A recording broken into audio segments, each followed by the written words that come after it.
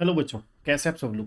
मेरा नाम है सी ए संदीप रोड़ा और आज हम बात करने वाले हैं सीए इंटर की एडवांस अकाउंटिंग के पोर्शन की कि किस तरीके से आपको आंसरिंग करनी होती है। परफेक्ट आंसरिंग क्या होती है। मैं आपको अपने स्टूडेंट्स की एक आंसर शीट टेस्ट सीरीज जो हम कंडक्ट करते हैं उसकी आंसर शीट की कॉपी चेक होने के बाद आपके साथ शेयर करूंगा और बताऊंगा आपको कि किस तरीके से कौन कौन सी चीज़ें आपको करनी होती हैं, कौन कौन सी चीज़ें नहीं करनी होती। नहीं करनी होती जो चीज़ें हैं वो कोई भी नहीं डिस्कस करता है एक्चुअली में, कि किस वजह से आपके नंबर कटते हैं, या जब आपके मार्क्स मान लीजिए इंस्टीट्यूट रिजल्ट टाइट देने के मूड में है तो उस समय टाइट मार्किंग होने के बावजूद भी आपके पेपर में मार्क्स कट करने के स्कोप कम हो जाए तो वो वे हमें अपनाना होगा। ठीक है, जो हर हालत में आपके जो चेक करने वाला बंदे को भी 100 बार सोचना पड़े कि मार्क्स काटें तो काटे कहाँ से। ठीक है, तो कंप्लीट डिस्कशन करेंगे इस पूरी वीडियो में। ठीक है, और जो बच्चे चैनल पे नए हैं चैनल को सब्सक्राइब करना और बेल आइकन दबाना मत भूलिएगा। और अगर आप क्लासेस बाय करना चाहते हैं, बहुत ही अफोर्ड प्राइस पे high quality video lecture available है, अनलिमिटेड व्यूज़ के साथ, क्वालिटी कंटेंट के साथ, आपके प्रॉपर क्वेश्चन बैंक होंगे। ठीक है, video lectures plus question bank, और बहुत ही नॉमिनल प्राइस पे। जनवरी के लिए आपका जो एडवांस अकाउंटिंग अगर मैं बात करूं तो 3999 में आपको कंप्लीट कॉम्बो अवेलेबल होगा। ठीक है, और साथ में एमसीक्यू बुक भी अवेलेबल हो चुकी है अब तो। ठीक है, तो डिस्क्रिप्शन में लिंक मिल जाएगा, लिंक पे डायरेक्टली क्लिक करके बाय कर सकते हैं। कंप्लीट ग्रुप के भी कॉम्बो जो है बहुत ही अफोर्डेबल प्राइस पे अवेलेबल है, डिस्क्रिप्शन में आप चेक कर सकते हैं। तो चलिए बात करते हैं अब सॉल्यूशन आपको किस तरीके से देना होता है। देखिए, सबसे पहले नंबर पे ये आप चेक करिए, ये इंटरनल रिकंस्ट्रक्शन के क्वेश्चन का सॉल्यूशन है। बच्चे ने अगर डेट्स दी हुई हैं तो डेट का कॉलम बनाइए पहला। ठीक है, अगर डेट नहीं दे रखी तो सीक्वेंस नंबर जरूर दीजिए। फिर पर्टिकुलर लिखिए, प्रॉपर प्रॉपर लाइनिंग के साथ टेबल फॉर्म में प्रेजेंटेशन दीजिए। ऐसा नहीं कि हमने क्या किया, सिंपल डेट लिखा या serial number particular debit credit लिखा, बस एंट्री डालनी शुरू कर दी। कई बच्चे तो ये भी नहीं करते, सीधा ही जनरल एंट्री डालना शुरू कर देते हैं। भैया, आप सीए के एग्ज़ाम दे रहे हो तो यहाँ पर आपसे एक्सपेक्टेशन बहुत हाई होती हैं, आप मान के चला करो। हम लोग प्रोफेशनल एक बहुत ही बड़े लेवल की चीज़ें भी करने वाले हैं। ठीक है, तो इसलिए हम लोगों से एक्सपेक्टेशन इंस्टीट्यूट की काफ़ी हाई होती हैं, तो अपना लेवल भी हाई ही करके चलिए हमेशा। ठीक है, तो इंस्टीट्यूट आपसे एक्सपेक्टेशन बहुत अच्छी करके चलता है, पॉजिटिव करके चलता है, इसलिए आपको आंसर का लेवल भी तो हाई करना होगा। ठीक, तो सबसे पहले नंबर पे ये चीज़ हमेशा याद रखनी है। देखिए, ये छोटी बारीक बारीक चीज़ें हैं जिन पे हम नॉर्मली ध्यान ही नहीं देते। देखिए, सिर्फ सिलेबस करने से यहाँ पर अब बच्चा कहता है देखिए बड़े बड़े नामी ग्रामी टीचर के पास पढ़ने के साथ हम लोग पास हो जाएंगे। अब 100% ऐसा होता तो उनका रिजल्ट भी 100% होना चाहिए था।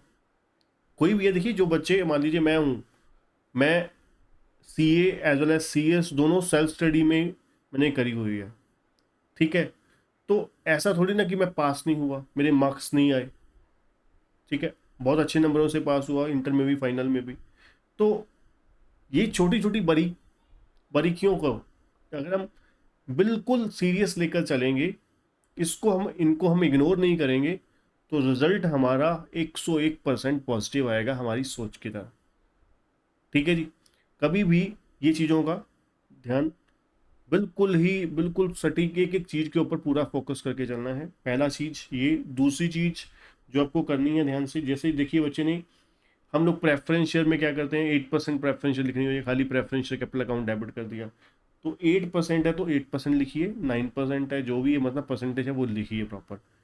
अब देखिए यहाँ पर एक चीज़ और अच्छी बात जो थी, जो मैं आपके साथ शेयर करना चाहूँगा, 100 रुपीज़ के साथ प्रेफरेंस शेयर कैपिटल डेबिट हुई तो 100 रुपीज़ ब्रैकेट में लिखा। ठीक है, 80 रुपीज़ क्रेडिट हुआ नया मतलब, और 20 रुपीज़ जो बैलेंसिंग फिगर है, ठीक है, वो ठीक है, ये लिख भी सकते थे, नहीं भी लिखोगे तब भी चलेगा, इतना तो ठीक है। तो साथ में उसके साथ साथ नरेशन जरूर लिखना है, ठीक है जी, नरेशन भी जरूर लिखना है। तो इससे क्या हुआ, चेक करने वाले के एक पॉजिटिव माइंड सेट हो गया आपके लिए, बहुत ही नीट एंड क्लीन तरीके से बच्चे ने आंसर दिया, ठीक है। तो यहाँ पर आपके अगर एक्यूरेट है तो 5 में से 5, 10 में से 10, 20 में से 20 मिलेंगे, ठीक है। तो ये छोटी छोटी चीज़ें जब होती हैं साथ में, ठीक है, उसके साथ साथ वर्किंग दिखाइए। अब देखिए यहाँ पर इन्होंने लिखा being equity share return down from 10 to 2, ठीक है। तो कितने अच्छे तरीके से, जेन्युइन तरीके से बच्चे ने प्रेजेंट किया, वर्किंग दिखा दी साथ में, ठीक है, 2/3, ठीक है।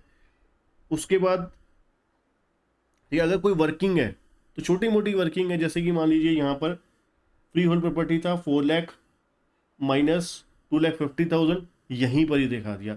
बट नॉर्मली बच्चे क्या करते हैं, सीधा ही 1,50,000 लिखा, free hold property account debit to capital reduction 1,50,000, that's it, कम मुकाया, ठीक है जी, कम मुकाया। तो इसमें क्या हो गया, अरे अगले को पता तो लगे 1.5 लाख रुपए, भाई साहब तूने, आपने, हाँ अगर क्वेश्चन में लिखा है कि सीधे 1.5 लाख रुपए कम हो गए, अगर क्वेश्चन में लिखा है कि 1.5 लाख रुपए कम हो गए, फिर तो बात समझ आती है, या इंक्रीज हो गए या डिक्रीज हो गए जो भी है, फिर तो बात समझ आती है कि भाई क्वेश्चन में लिखा ही यही था, वहाँ पे वैल्यू प्लस माइनस का तो कोई कॉन्सेप्ट ही नहीं है, फिर तो बात ठीक है, ओके, कोई बात नहीं, समझ आती है। पर आप सोचिए, दिमाग लगाइए, अगर लिखा ही नहीं है, उन्होंने लिखा कि भाई 4 लाख की बिल्डिंग थी, कितने की होगी, अब रीवैल्यूड हो गई 2.5 लाख पे, तो आपको 1.5 लाख रुपये रिटर्न डाउन हो गया, तो आपको 1.5 लाख रुपये रिटर्न डाउन दिखाना है, तो वो आपने 1.5 लाख रुपये लिख दिया सीधा ही, फ्री होल्ड प्रॉपर्टी या इंक्रीज हो गया, मान लीजिए डिक्रीज हुआ तो है ना, capital reduction to free hold property 1.5 lakh रुपये।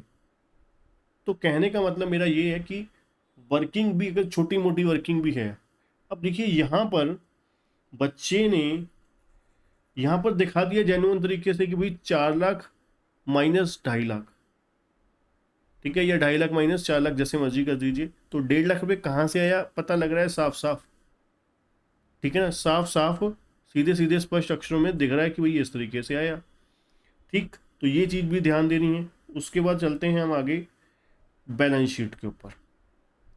अब देखिए, proper balance sheet, note number, ठीक है, टिच, जैसे फॉर्मेट आपका इंस्टीट्यूट की तरफ से होता है, वैसे ही बच्चे ने ज़बरदस्त तरीके से यहाँ पर लिखा equity and liabilities, then shareholder fund, उसके बाद सब शुरू हो गए, शेयर कैपिटल और reserve and surplus, note number लिखा, फिर आगे नोट नंबर को उसी हिसाब से ही नोट 1, नोट 2, नोट 3 चला।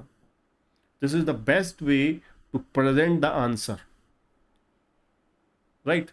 अगर आप चाहते हो कि आपकी मेहनत का फुल रिजल्ट मिले, आपकी एफर्ट्स का फुल रिवॉर्ड मिले, तो this is the best way to answer the question. इस तरीके से अगर आप क्वेश्चन दोगे, आपकी handwriting as maximum as possible ज़बरदस्त होनी चाहिए, जितना आप लगा सकते हैं एफर्ट। दूसरा, जो सिली मिस्टेक्स हैं, एक चीज़ जो रह गई, ओवर राइटिंग प्लीज़ मत कीजिएगा। मैं एक स्टूडेंट की कॉपी शेयर करना चाहूँगा आपके साथ, अगर बताऊँ तो, कि एक्सपीरियंस, इतनी कटिंग, ओवर राइटिंग, एक्चुअली जिसकी वजह से चेक करने वाला बंदा इरिटेट हो जाता है। आप भी अगर मान लीजिए, आप अपने आप को रख के देखा करो कि अगर गलतियाँ कर रहे हो तो मतलब उनको पता लग जाता है कि यार ये बच्चा एक्चुअली में खुद ही क्लियर नहीं है, इसके घबरा के दे रहा है, ठीक है, अभी ये सीए बनने लायक इसकी औकात नहीं है, ठीक है, तो ये सीए बनने लायक नहीं है अभी, हमारे प्रोफेशनल तक पहुंचने की, तो पहले ही बहुत ज़्यादा एक एक आंसर देने में इतना कंफ्यूज हो रहा है, ठीक है। तो वो कोई ना कोई बहाना ढूंढ के आपको रोक देंगे, इस चीज़ को समझिए। तो कटिंग कोशिश करनी है, कटिंग कम से कम, तकरीबन ना के बराबर हो कटिंग, ठीक है, कटिंग बहुत कम होनी ही नहीं चाहिए, पहली बात तो, ठीक है। अब दूसरी चीज़ क्या सर क्या सर सीक्वेंस में करना जरूरी है? बिल्कुल जिस तरीके से क्वेश्चन है उसी तरीके सीक्वेंस में नहीं बच्चों, ऐसा कुछ नहीं होता। अगर मैं अपना बोलूं, मैंने कभी भी जिंदगी में CA CS कोर्स में जितने भी एग्जाम क्लियर करे, कभी भी सीक्वेंस में कोई एक क्वेश्चन भी नहीं किया, एक पेपर भी सीक्वेंस में नहीं किया। मेरा मानना यह है कि अगर आप शुरुआत में इनिशियल फर्स्ट आवर में बहुत ही बढ़िया तरीके से मेकअप, बिंदी, लिपस्टिक लगा के सुंदर सुशील टिकाऊ तरीके से एक्सीलेंट वे में आंसर प्रेजेंट करते हो, देते हो, एक्यूरेट आंसर होता है जब, तो मान के चलिए आप वहाँ पर आपका इम्प्रेशन बहुत ही पॉजिटिव जाता है। तो चेक करने वाले की आपके प्रति बहुत ही पॉजिटिव सोच हो जाती है, ये तो भाई बड़े ही ज़बरदस्त बच्चे का मेरे पास पेपर आया है, तो टिक टिक टिक ऐसे ही चलता है फिर आंसर। तो थोड़ी बहुत इक्का दुक्का गलतियां भी आपकी वहां पर इग्नोर हो जाती हैं। वो कहता है चलो कोई बात नहीं, ठीक है ना, वो दिखते नहीं, वो फिर वो आगे बढ़ने की करते हैं, यार इसने ठीक ही किया होगा, ठीक ही किया होगा, ठीक है ठीक है ठीक है ठीक है। अगर आप शुरू में ही गलतियां करने लग जाओ तो उनको लगता है यार आप जितना टाइम सामने वाले का ज़्यादा लोगे, ठीक है, वो आपको नंबर ऑफ अटेम्प्ट में उतना ज़्यादा टाइम आपका ले लेगा, ये मान के चलिए।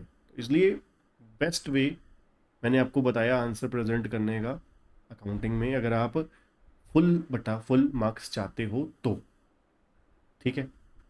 तो इसी तरीके की और वीडियो के लिए चैनल को सब्सक्राइब कीजिए, बेल आइकन दबाना मत भूलिएगा, वीडियो को लाइक और कमेंट करके जरूर बताइएगा, ठीक है। इनमें से कौन सा पॉइंट आपको सबसे ज़्यादा लगा कि आपके एग्ज़ाम को, क्वेश्चन आंसर शीट को 4 चांद लगा सकता है, ठीक है। थैंक यू बच्चों, और हमारे व्हाट्सएप चैनल को ज्वाइन कीजिए और क्लासेस बाय करने के लिए विजिट कीजिए kcstudio.com पे, डिस्क्रिप्शन में आपको लिंक भी मिल जाएगा।